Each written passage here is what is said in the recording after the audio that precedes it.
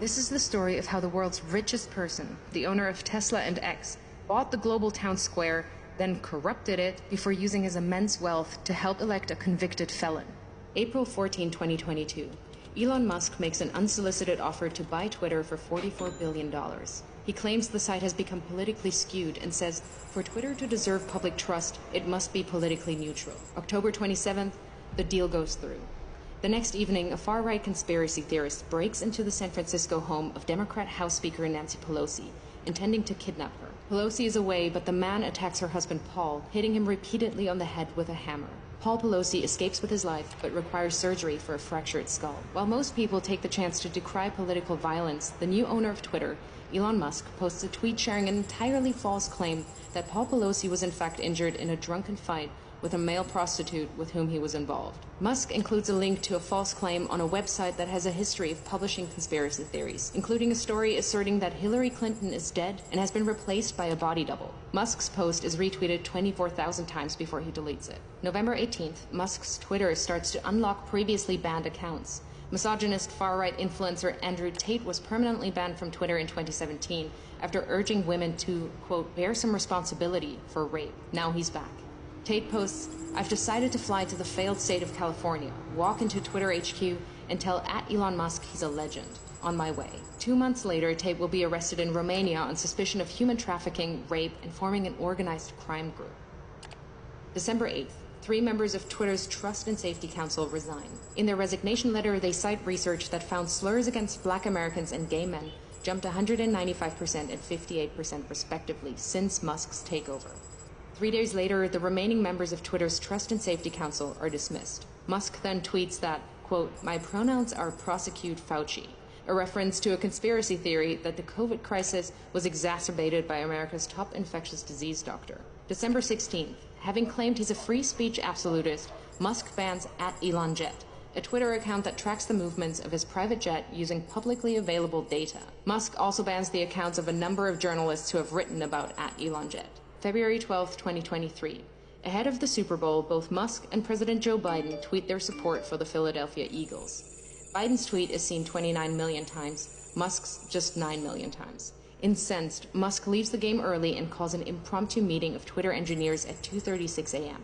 Their job? To change the Twitter algorithm to artificially inflate the reach of Musk's tweets by a factor of 1,000, making him the preeminent presence on the site. July 23rd, Musk announces Twitter is now called X. August 25th, Donald Trump, once banned, returns to the platform by posting a picture of his mugshot from Fulton County Jail with the words, election interference, never surrender. Musk reposts the shot. 4 days later, X reverses Twitter's long-standing ban on paid political advertising. November 15th, in a post promoting the racist conspiracy theory that Jewish people are importing immigrants to America to fix elections for Democrats, one X user writes, Jewish communities have been pushing the exact kind of dialectical hatred against whites that they claim to want people to stop using against them. Musk replies saying, you have said the actual truth. In response, several advertisers, including Disney, Warner Brothers, and Comcast, pause their advertising on X. Musk then tells advertisers concerned by hate speech on the platform, go fuck yourself. Go fuck yourself. Is that clear? Over subsequent months, Musk will become obsessed with the false claim that Democrats are allowing immigrants into America to create more Democratic voters, in effect stealing the coming election, sharing the claim numerous times with his followers and pushing it to tens of millions more who choose not to follow him. A year later, it will be revealed that Musk, a South African immigrant, worked illegally in the US in the 1990s. November 25th, on X, Musk boosts the Pizzagate conspiracy theory, a long-debunked claim alleging high-profile Democrats ran a pedophile abuse ring from a Washington pizza restaurant. March 25th, 2024. Musk loses a lawsuit against the Center for Countering Digital Hate. He'd sued them after they flagged a rise in hate speech after Musk bought Twitter. In his ruling, a U.S. district judge calls Musk's case vapid and says this case is about punishing the defendants for their speech. May 2024, Musk creates a political action committee which he calls America PAC. Its objective is to mobilize 1 million Republican voters in swing states in an effort to hand the election to Trump. Musk commits to putting tens of millions of dollars of his own money into the Get Out the Vote push and clears his calendar every Friday morning for 30 to 60 minutes to meet with the team he's assembled to run the effort. July 14th. Musk calls Trump on behalf of J.D. Vance, urging Trump to select Vance as his running mate.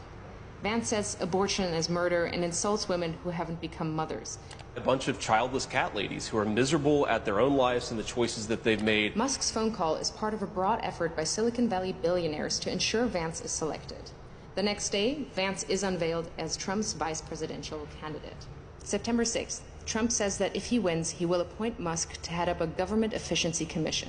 And Elon, because he's not very busy, has agreed to head that task force. The idea came from Musk, whose companies are currently facing at least 20 federal investigations. If he gets the role, it would give the world's richest man the power to regulate the regulators who hold sway over his companies. Last year alone, his companies were promised $3 billion across nearly 100 different contracts with 17 federal agencies.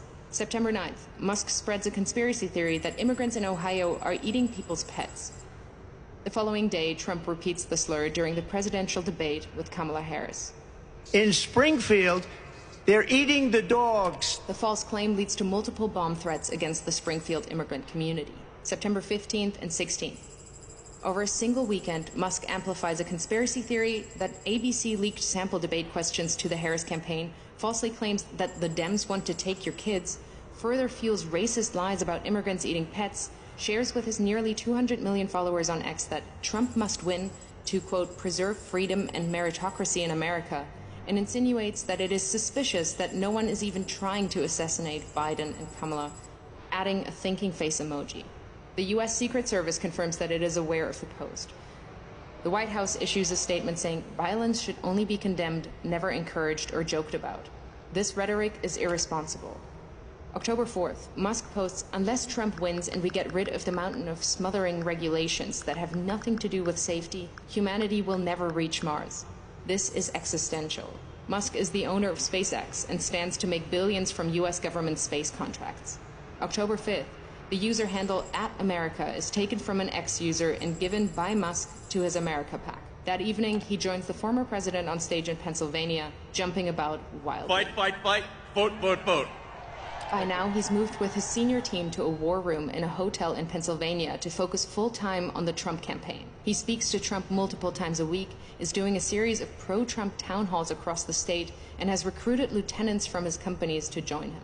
October 15th, legal filings from Musk's Political Action Committee show he has personally donated at least $75 million to the effort to re-elect Trump.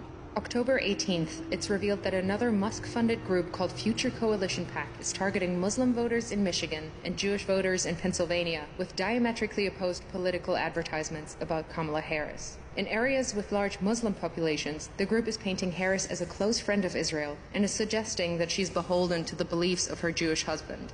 But in areas with large Jewish populations, the ads say Harris panders to Palestine. Simultaneously, Musk is offering $100 to any Pennsylvania voter who signs his online petition as part of an effort to build a list of likely Trump voters. He also starts giving away $1 million a day to a randomly chosen voter who's signed the petition.